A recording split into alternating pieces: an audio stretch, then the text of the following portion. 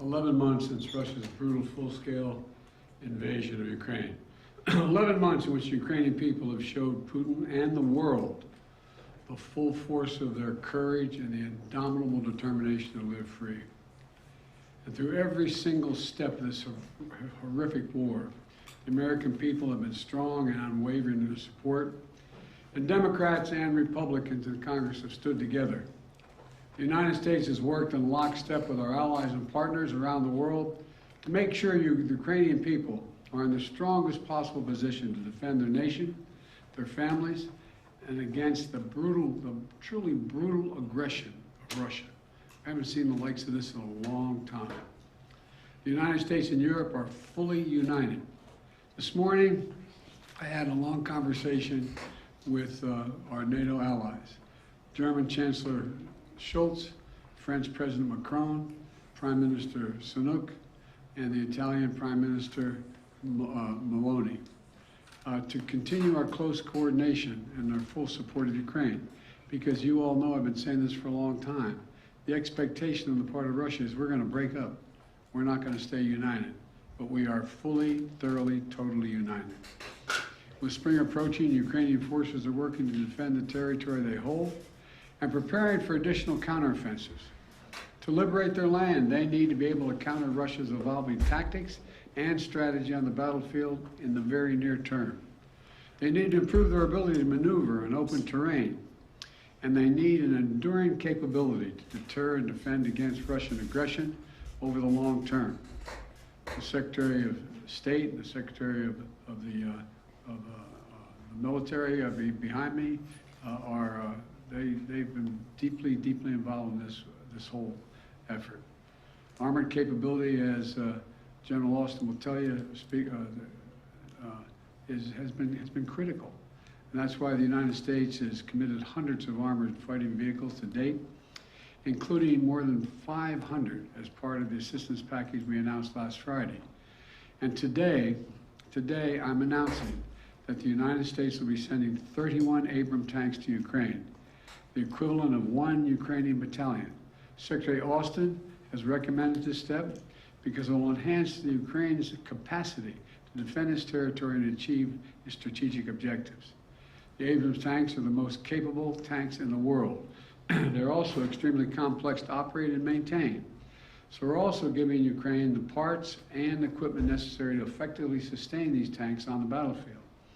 When we'll begin to train the Ukrainian troops on these issues of sustainment, logistics, and maintenance as soon as possible. Delivering these tanks to the field is going to take time.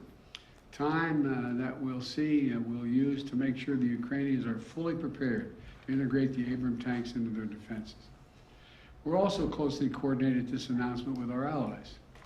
The American contribution will be joined by an additional announcement, including that will be readily available and more easily integrated for use in the battlefield in the coming weeks and months from other countries. I'm grateful to Chancellor Scholz for providing German Leopard 2 tanks and will lead an effort to organize a European contribution of 2 tank battalions for Ukraine.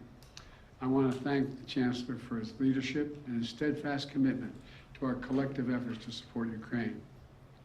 Germany has really stepped up. The Chancellor has been a strong voice for unity, a close friend, and for the level of effort we're going to continue. Supporting Ukraine's ability to fight off Russian aggression to defend its sovereignty and territorial integrity is a worldwide commitment.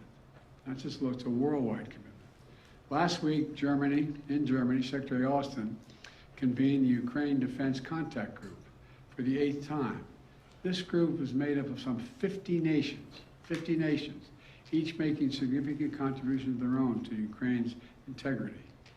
Each fully committed to making Ukraine remain strong and independent and able to defend itself against Russian threats and violence. I want to thank every member of that coalition for continuing to step up. The UK, the United Kingdom, recently announced that it's donating Challenger 2 tanks to Ukraine. France is contributing AMX-10s, armored fighting vehicles. In addition to the Leopard tanks, Germany, like the United States, Germany is also sending a Patriot missile battery. The Netherlands is donating a Patriot missile and launchers. France, Canada, the UK, Slovakia, Norway, and others have all donated critical air defense systems to help secure Ukrainian skies and save the lives of innocent civilians who are literally the target of Russia's aggression. Poland is sending armored vehicles. Sweden is donating infantry fighting vehicles. Italy is giving artillery. Denmark and Estonia are sending howitzers. Latvia is providing more Stinger missiles. Lithuania is providing anti-aircraft guns. And Finland recently announced its largest package of security assistance to date. You may remember I was asked a while ago what I think was going to happen. And I said, I let Putin know. He thought that he's going to end up with the Finlandization of Europe. Well, he's got the NATOization of Finland. He's gotten something that he never intended.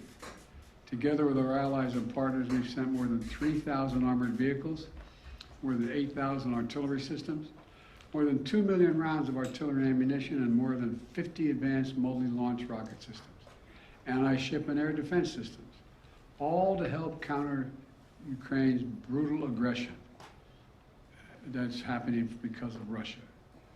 And look, today's announcement builds on the hard work and commitment from countries around the world, led by the United States of America, to help Ukraine defend its sovereignty and its territorial integrity.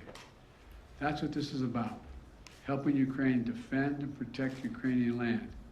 It is not an offensive threat to Russia. There is no offensive threat to Russia. If Russian troops return to Russia, they'll be there where they belong. This war would be over today. That's what we all want, an end to this war in just and lasting terms. You know, our teams do not permit one nation. We're not going to allow one nation to steal a neighbor's territory by force. Our terms that preserve Ukraine's sovereignty and territorial integrity and honor the UN Charter. They're the terms we're working on. And you know, these are the terms we all signed up for, and 143 nations voted for in the United Nations General Assembly last October. So, the United States, standing shoulder to shoulder with allies and partners, is going to continue to do all we can to support Ukraine. Putin expected Europe and the United States to weaken our resolve. He expected our support for Ukraine to crumble with time. He was wrong. He was wrong. And he was wrong from the beginning, and he continues to be wrong. We are united. America is united, and so is the world.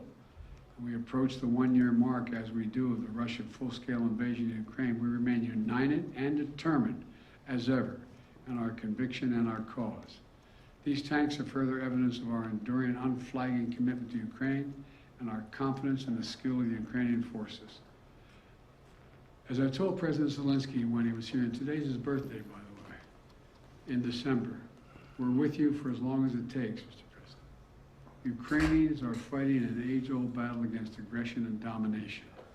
It's a battle Americans have fought proudly, time and again.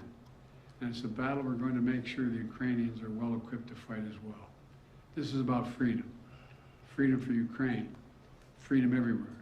It's about the kind of world we want to live in, the world we want to leave to our children. So may God protect the brave Ukrainian defenders of their country and keep the flame of liberty burning bravely as we can. Thank you. Mr. President, why are you taking this decision now? Did Germany force you to change your mind on sending tanks? Germany didn't force me to change your mind. We wanted to make sure we were all together. That's what we're going to do all along. And that's what we're doing right now. Thank you. Mr. President, any response